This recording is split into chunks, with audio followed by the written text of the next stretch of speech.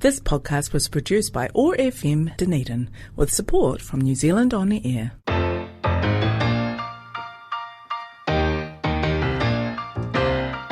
Ever wonder about the stories of the women around you? We wanted to create an intentional space for women to share the wisdom they have gained through life experiences. Tune in to be in awe of some of the Wonder Women in our midst. Wondering Women on OAR FM Dunedin. Kia ora everyone, and welcome to the next episode of Wondering Women. I'm here, your host Amy Armstrong, with a longtime friend of mine, Yvonne Fogarty. Welcome, Yvonne. Thank you, Amy. Yvonne has many talents and aspects to her life, but I actually invited Yvonne here today to talk about table tennis. Yvonne's done it at a high level over many years, and it's just a really interesting topic to explore with Yvonne. But if you want to just start by telling us a little bit about yourself, Yvonne, and just anything you want to tell us, really. Thank you, Amy. Yes, well, it's quite special to be here in Otago Access Radio rooms. Not been here before, and cool. You've asked me a few times would I come on this program, and I thought, yes, all right then, I will. Persistence pays off. Yes. So, yes, I'm a Dunedin girl, really, born and bred. I have lived out of Dunedin for 4 years, it was actually, in Auckland when I started teaching and etc. But this is my home, and table tennis has been a significant part of my life, that's for real. Yeah. So tell us, when did you start? Were you a young child when you started playing, or how did you get into it? Yes, well, it was kind of a given, just about. We grew up in Oxford Street, South Dunedin. Yeah. And Dad was sports mad, absolutely loved sport, many sports. But table tennis was the one that was really one of his main passions and accessible.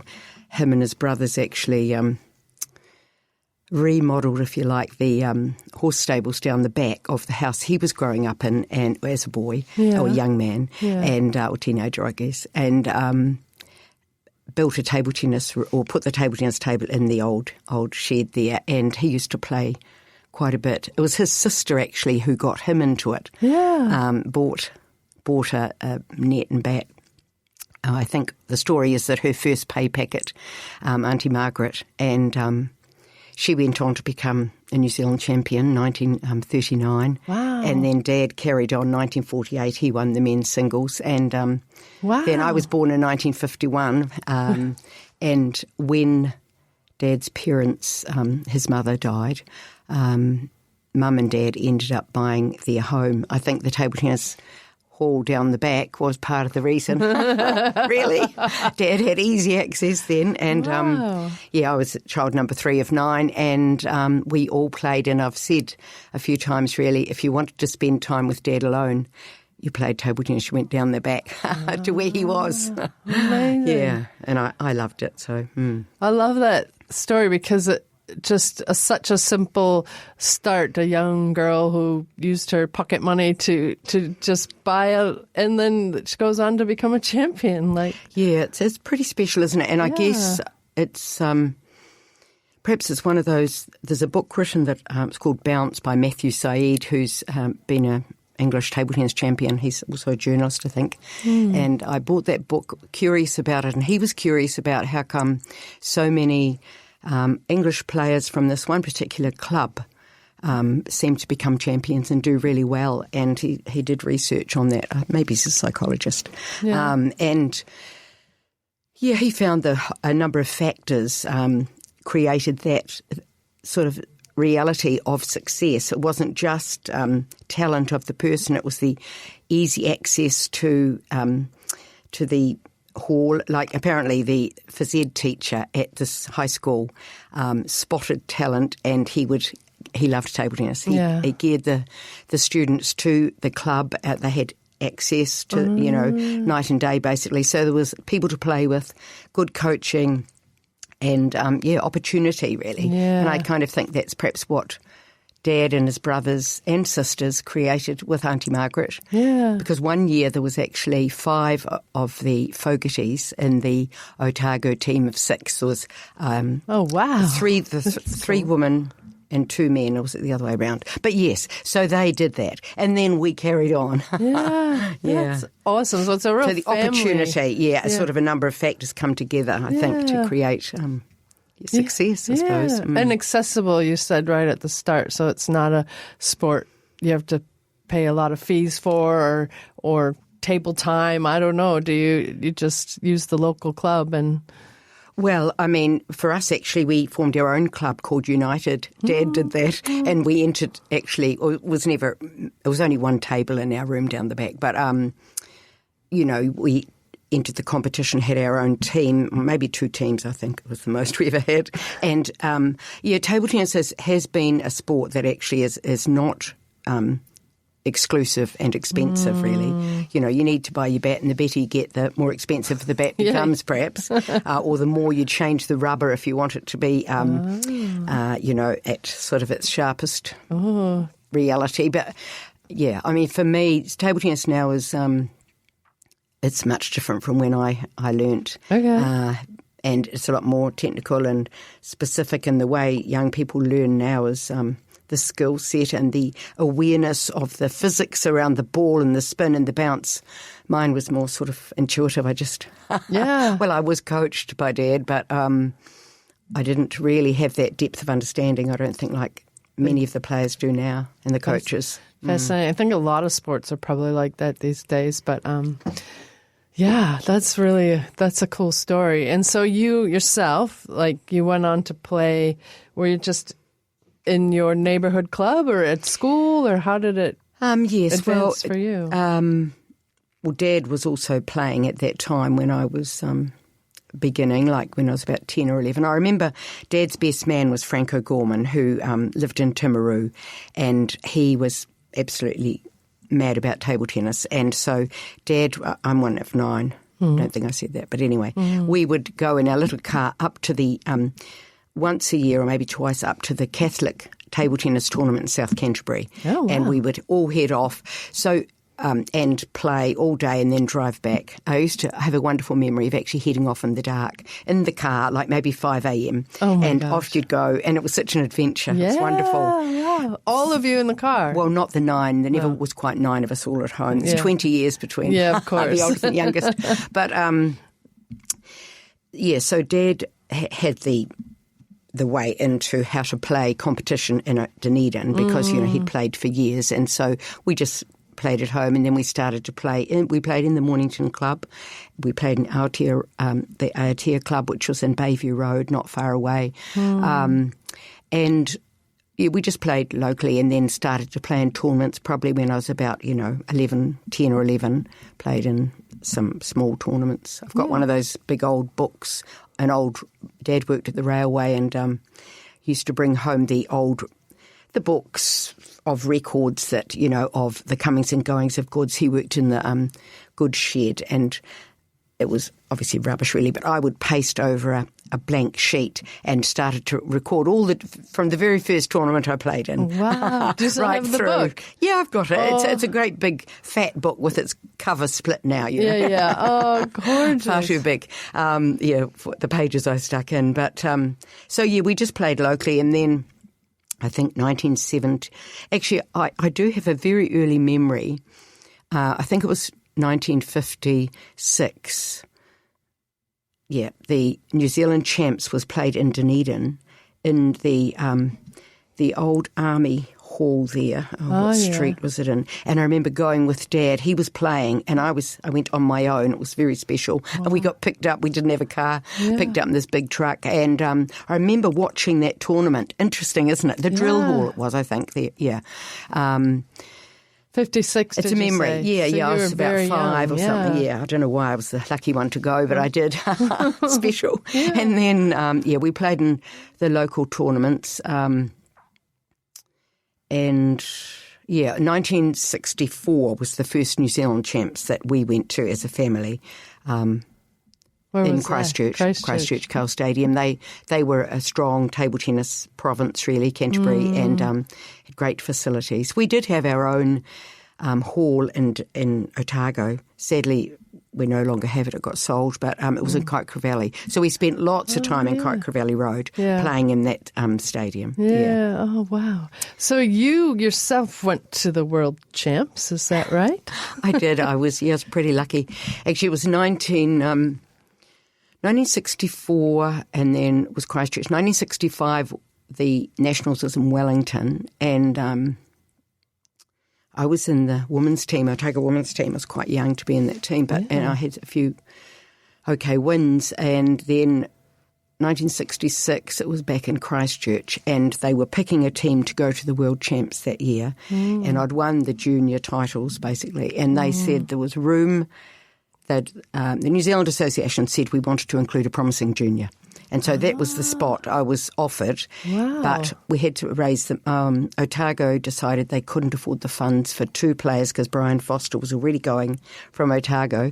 So I could only go if the funds were found. And it was that time when, there was no TV. Well, we certainly didn't have TV. 1966, 67.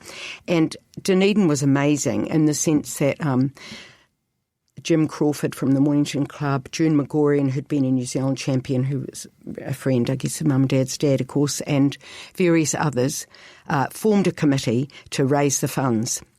And it was it just took off. It was wonderful. Oh, yeah, there was lovely. There was a basketball game, the American, I think it might have been a military team of some sort, but they were in Dunedin. They played at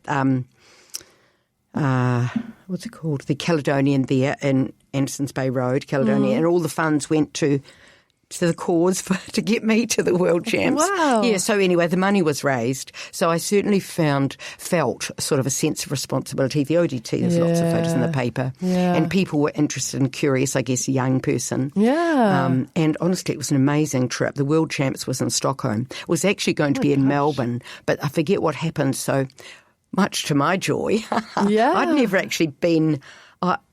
I don't think I'd been on a plane, and then I flew to Auckland to head off on this big trip. It was pretty amazing. To Stockholm. Oh my gosh. I know. But en route, we went via the States just for, transit.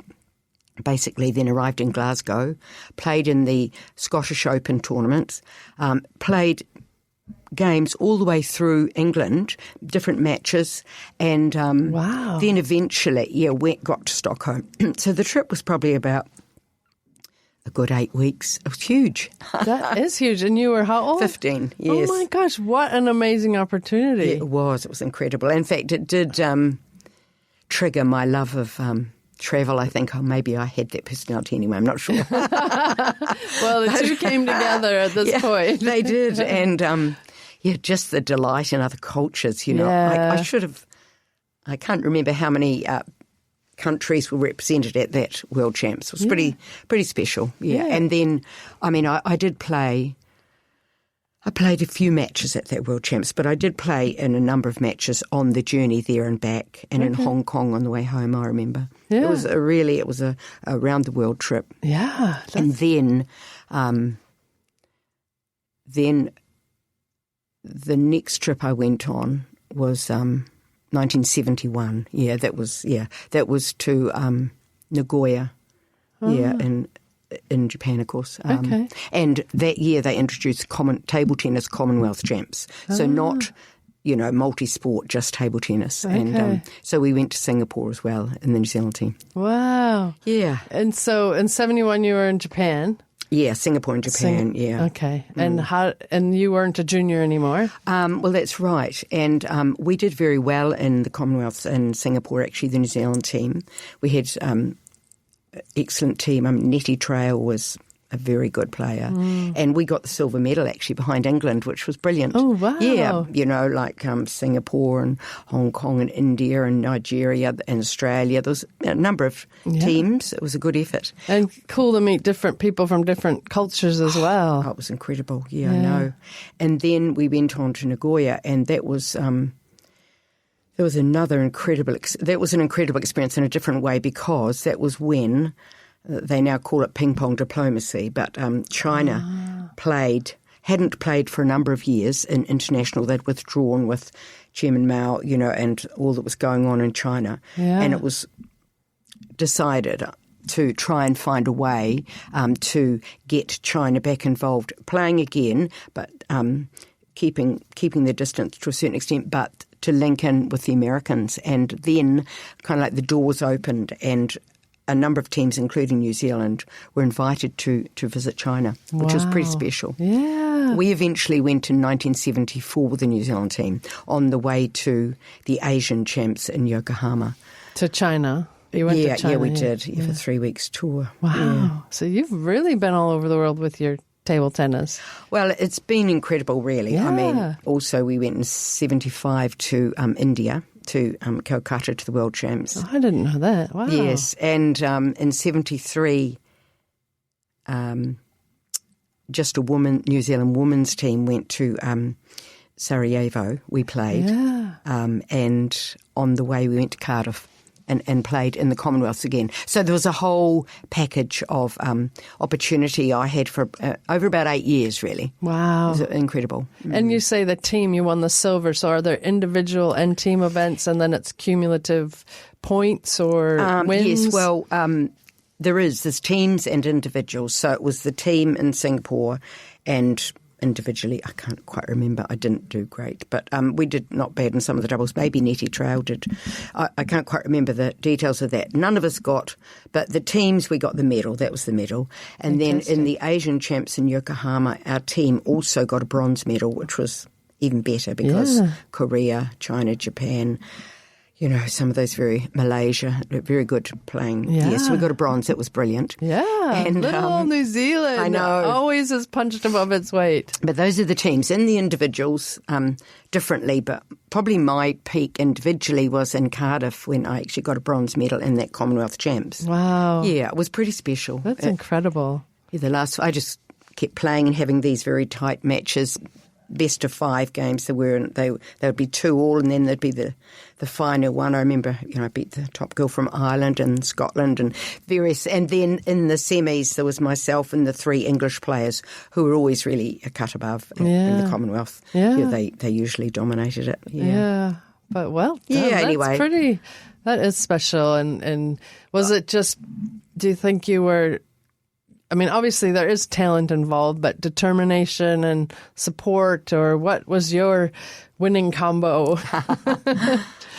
Yeah. Well, I mean, I've had my losses as well, I remember. Yeah, I know that's not your question. No, but I'm it's just all thinking, part of it. It's all part of course, of it. I've had numerous losses. But I mean, after that time in Cardiff getting that medal, when at the next Commonwealth Champs, which was in Melbourne in 1975, I was seeded 4th, expected to do in the singles.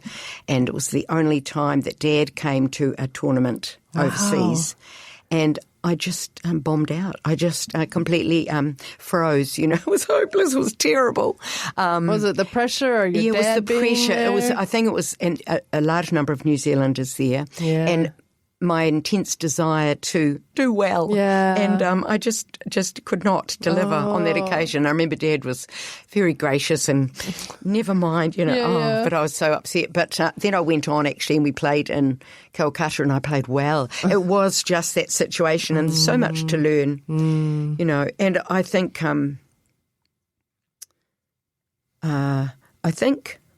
having come back to playing, I know you haven't even asked me the question. No, keep going. I'm enjoying it all. But, I stopped in 1975 after that year. I had started a family and stopped for many years playing. And then was sort of encouraged to play again. Well, I played on and off a wee bit. But then I discovered the World Masters Games, they're called now, table tennis. Yeah.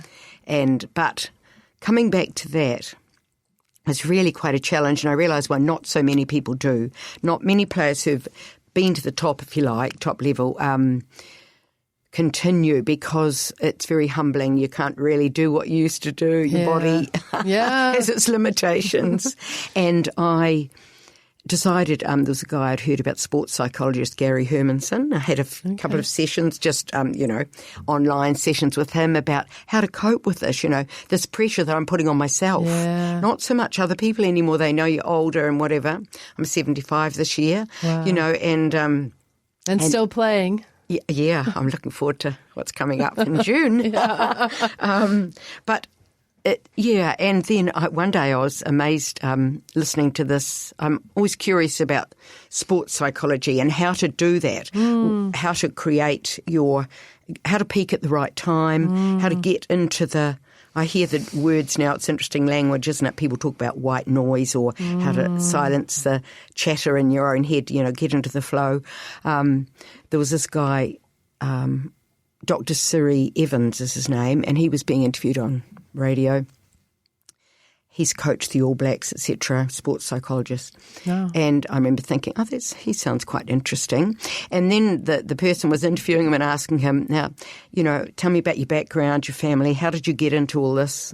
I'm not quoting him probably that accurately, but what I picked up was he said, well, my father, his father was Welsh, and he was a very good, football player. And he said, my mother was a New Zealand table tennis champion. Ah. I couldn't believe my ears. I thought, who is this woman? Anyway, I realised when I Googled, it was... wait a minute, Margaret Williamson. Is it Margaret, I think? Anyway, it's a name that a woman I'd heard of through Dad. She was Dad's era. Oh, cool. Yeah. And, lovely connection. And he talked about, so he loved sport, and then he got into this. And he had a book, it's called Performing Under Pressure, and sort of leaning into the pressure and all sorts of tools and techniques about coping with the pressure of being in that situation, of having to perform at the moment that matters. Very interesting stuff, really. But because the mental is as big a part as the physical, isn't it? In any high-level sport, or any sport, but especially the high-level sports, the pressure. That's right.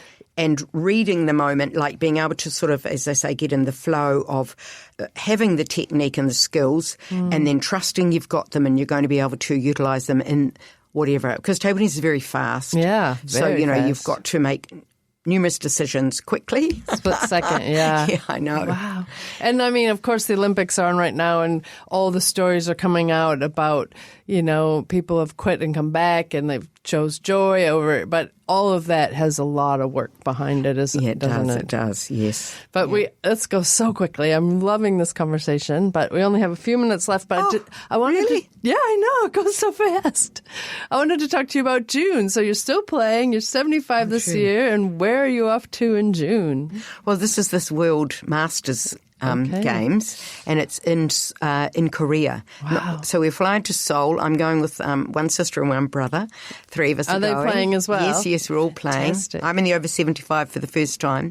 Kevin will be in the over 70 and Catherine in the over 60. Wow. And but the actual tournament is on the coast at a place, I think it said something like Gangnam. And I need to do a bit more preparation for visiting a new country. So it's wonderful to get to new countries and, meet up with old friends. Yeah, you do. It's very special. From all over the world. From 50 years ago. That's right. So there's the New Zealand Vets is on at Easter in Auckland. So I'll go to that. And then it's wonderful. And it's just kind of... playing within your means now, but still trying to learn new skill and there's new rubbers, new ways of doing things. Amazing. I love it because it's something for me. Life is busy. There's many people in my life and many issues to be part of and try and respond to. But this is my happy place, really. Yeah, that's good wisdom for anyone, really, that we all need. Like you're, you said you were one of 9, you're a mother of 4 and a grandmother of 9. Oh, my gosh. And they're all over New Zealand, too. So you're, and Australia. And Australia, yes. Of course. And but, you still need something for yourself amongst all of that, which you attend to very, very much, but you also have something for yourself. Yeah, I think it's important, isn't it, just to create an opportunity where you can just sort of be calm and focus on things you want to. You know? And I love how you're talking about it.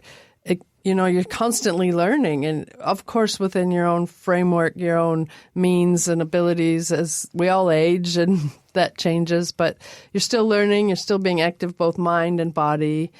And you're still traveling. And you know what? In that tournament, they've just introduced the over 90 age group. No yes. way. So fantastic. Step by step, but yes. And I think in this tournament, the tournament in Rome 2 years ago, there was 6,000 had entered, which is huge, you know. Yeah. That was the biggest tournament I think ever. Maybe 5,500 ended up being there. But this one at the moment, it's about 2,500 entered. But in the over 90, I think there's something like 17 men and about, I haven't checked last week, but I haven't checked in the latest weeks, but maybe about 10 or 11 women. Wow. Yeah, so interesting is more men, because you tend to think of women living older and longer. Aging, But of course, being in Korea, there's a number of Japanese and Korean and many participants from Asia and maybe, healthier diet or... Yeah, interesting. Yeah. Oh, my gosh. So much to learn from table tennis. But really enjoyed our conversation today, Yvonne. I've known Yvonne for a long time, but just learned so much today. We've never had a specific conversation about this, so I really appreciate your sharing and your wisdom and just coming along to have a chat today. Oh, thank you, Amy. Thank you very much. It's been great. Thank you. My pleasure. Ka kite, everyone, and tune in for the next Wondering Woman. This podcast was produced by OAR FM Dunedin with support from New Zealand On the Air.